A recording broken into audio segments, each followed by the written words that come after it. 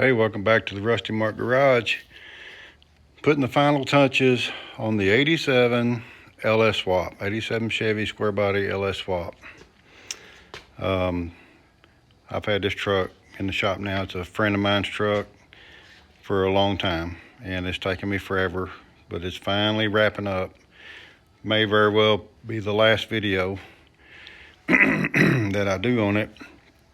I really wanted to do it outside.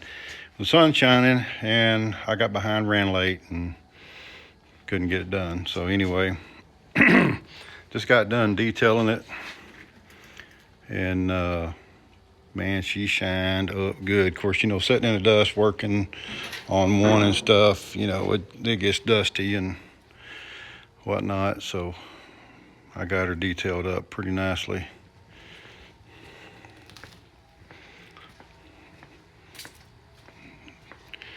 '87 Chevy square body, 4-wheel drive, short bed, retail red. Not good light back here.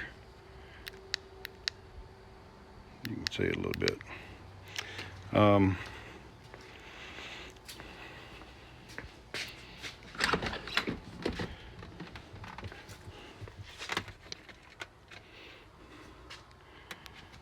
She is a clean truck.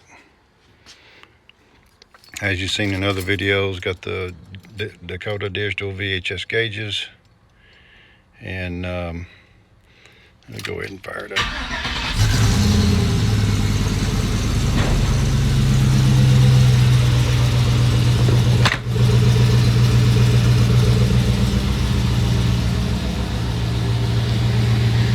One more look under the hood.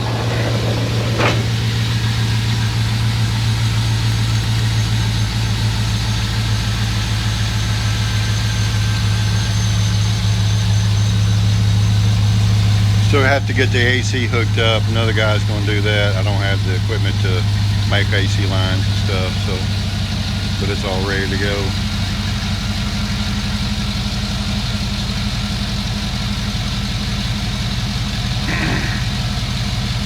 It's a 5.3 out of a 2005 Chevy Tahoe 4-wheel drive. Motor and transmission. Using the original transfer case of the 87, the 4L60E bolts right to it. As you can see, I put my junction box here for the ECM and stuff. Mounted a water bottle or windshield washer right here. And now this is not pretty in here. I'm just showing you what I did. Got the ECM in here. I got a battery post here for constant hot for whatever needs it. Ground bar here, got some more fuses and relays there. Try to make it, you know, as tidy and neat as I could. Just kind of dress it up under the hood is my goal. So I did a aluminum radiator, and with a dual fan already mounted to it, works great. The original antifreeze overflow that's 87, cold air intake.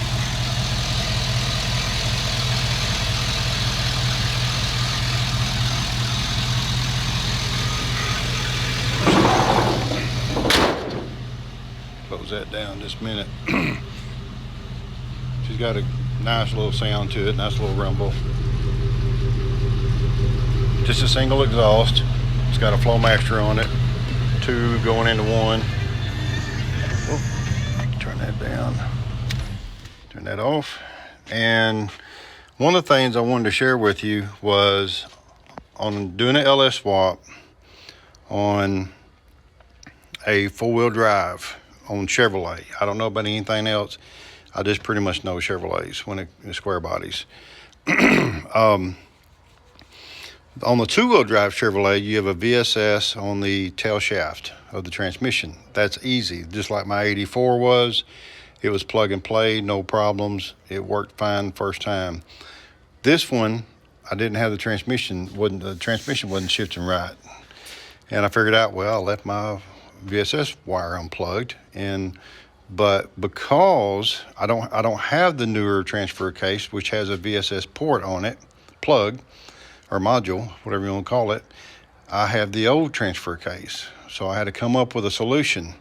Well, my friends at Dakota Digital, I reached out to them, and since I already had the Dakota Digital gauges and the module for the gauges underneath, I went ahead and bought a Dakota Digital SGI 100 BT. What that does is it changes the speed, the pulses from the pulse generator that comes with the Dakota Digital kit. You put where the old mechanical cable, speedometer cable went on the transfer case. Well, that generator pulses, puts out 16,000 ppm, pulses per minute, and or pulses per mile, whatever that is. But anyway,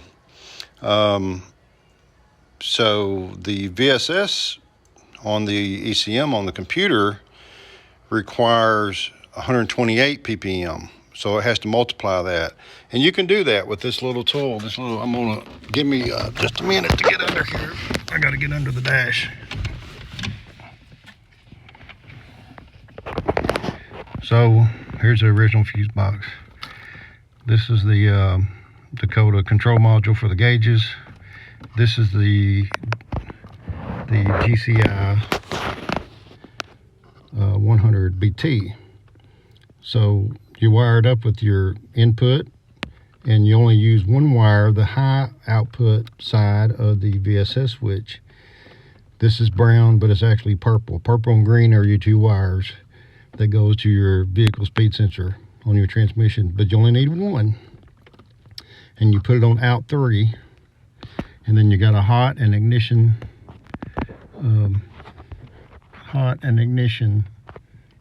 ignition and ground right here, and those 3 wires are your speed input, and that one wire, that's it. And you just have to calibrate it. Nice little setup. I did mount my OBD2, if you can see it right there. I mounted it kind of on the bottom of the air conditioner.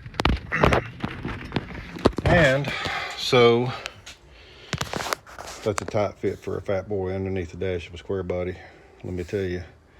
So anyway, now the transmission works great. Shit's fine. The only thing I haven't got working yet is the cruise. I haven't quite figured that out yet. It's wired up. Something's not right. I've got to figure that out. It's the only thing I don't have working.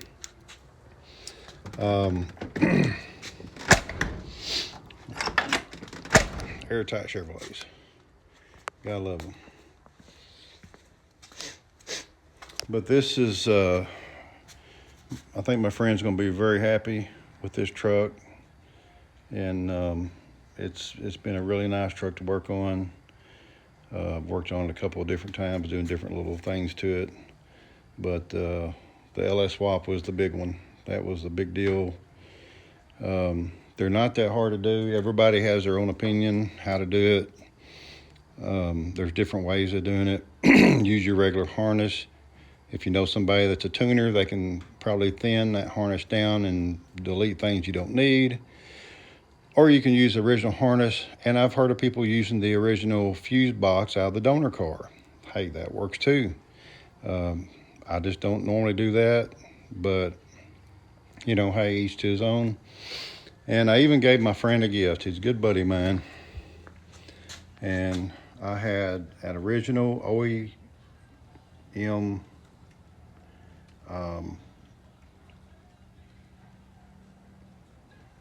hood emblem that was in my box that I got from somebody, and it had never been mounted on a truck before. And it's got the little plastic rods that, you know, stick down underneath that the little wing nut or the little nut goes on. It had no scratches on it. It was solid, never been mounted before. And I couldn't think of a nicer truck to give that to my buddy to put it on this truck here. I just kept his old one. I may stick it on an old beater one day or whatever. And but anyway, just wanted to give him that. this truck deserves it. It's a beautiful truck, and it deserves all the glory of everything being shiny and nice on it. It's again just a really nice truck, and I have put 48 miles on it since I put the new gauge cluster in and everything. The 5.3 had originally 77 or 79,000 miles on it, so it's really a low mileage for an 05 donor. But anyway, got the big new 33 BFGs on it. Got some tire shine on there. Got them all prettied up.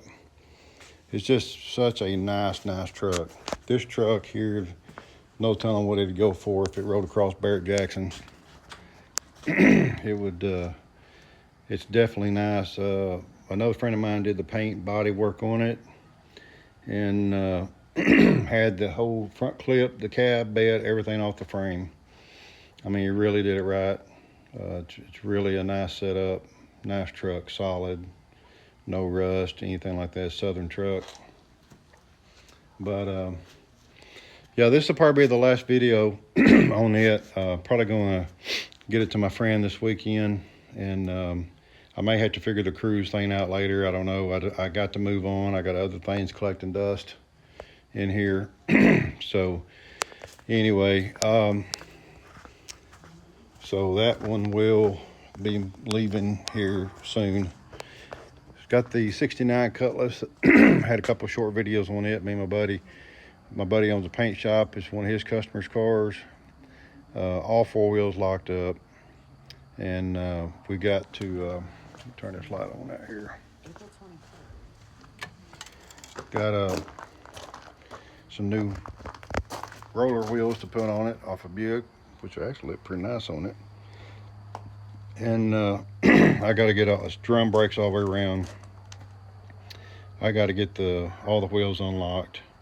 Haven't even looked in the trunk. Haven't even popped the hood on this car yet. Haven't had time to do it, but more videos on that to come. And boy, that's a pretty truck. I mean, that's a nice one. So anyway, I appreciate y'all watching, and got a lot more videos coming up, a lot of projects to do, and so y'all stay tuned and do me a favor, please like, subscribe, and ring that little bell, and that helps me out on the channel. So I appreciate it, and y'all have a great day. See ya.